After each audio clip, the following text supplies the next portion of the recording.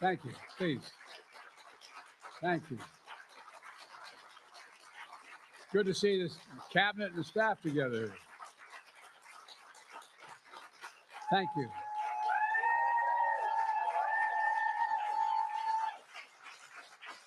Thank you. Thank you. Thank you. Please. Thank you. Thank you. Thank you. Yeah. It's good to see you all. Particularly good to see my granddaughter sitting in the front row here. Hi, Finn. How are you, honey? For over 200 years, America has carried on the greatest experiment in self government in the history of the world. And that's not hyperbole, that's a fact. We're the people. The people vote and choose their own leaders, and they do it peacefully. And we're in a democracy. The will of the people always prevails. Yesterday, I spoke with President elect Trump to congratulate him on his victory.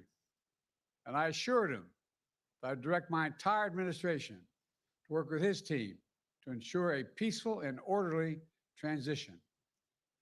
That's what the American people deserve. Yesterday, I also spoke with Vice President Harris. She's been a partner and a public servant. She ran an inspiring campaign, and everyone got to see something that I learned early on to respect so much, her character. She has a backbone like a ramrod. She has great character, true character. She gave her whole heart and effort, and she and her entire team should be proud of the campaign they ran. You know, the struggle for the soul of America since our very founding has always been an ongoing debate and still vital today. I know for some people, it's a time for victory, to state the obvious. For others, it's a time of loss. Campaigns are contests of competing visions. The country chooses one or the other. We accept the choice the country made. I've said many times, you can't love your country only when you win. You can't love your neighbor only when you agree. Something I hope we can do, no matter who you voted for, is see each other not as adversaries, but as fellow Americans. Bring down the temperature. I also hope we can lay to rest the question about the integrity of the American electoral system. It is honest, it is fair, and it is transparent. And it can be trusted, win or lose. I also hope we can restore the respect for all our election workers who busted their necks and took risks at the outset. We should thank them. Thank them for staffing voting sites, counting the votes, protecting the very integrity of the election. Many of them are volunteers who do it simply out of love for their country. And as they did their duty as citizens, I will do my duty as president. I'll fulfill my oath, and I will honor the Constitution.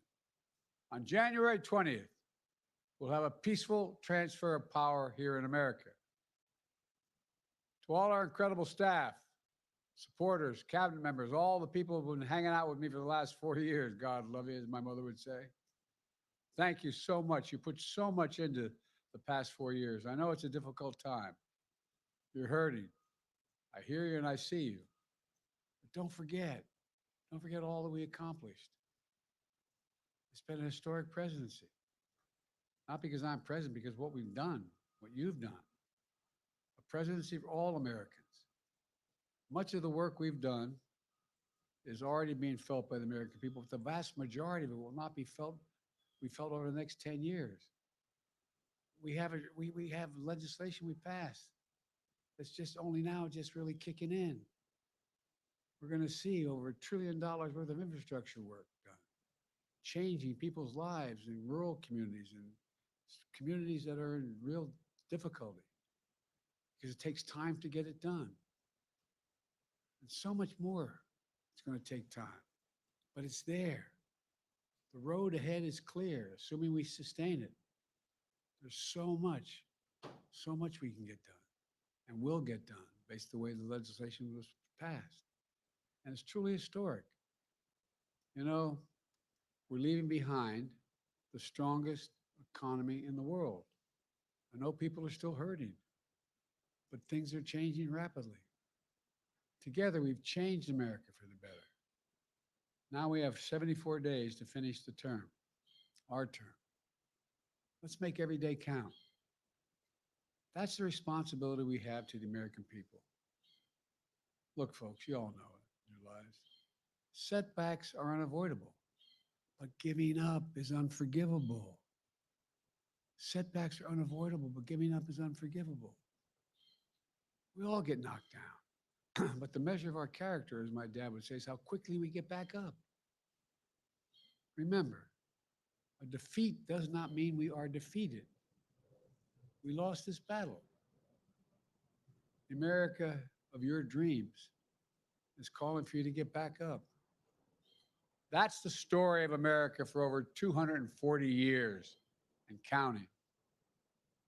It's a story for all of us, not just some of us. The American experiment endures. We're going to be okay, but we need to stay engaged. We need to keep going. And above all, we need to keep the faith. So proud to have worked with all of you. I really mean it. I sincerely mean it. God bless you all. God bless America. And may God protect our troops. Thank you, thank you, thank you.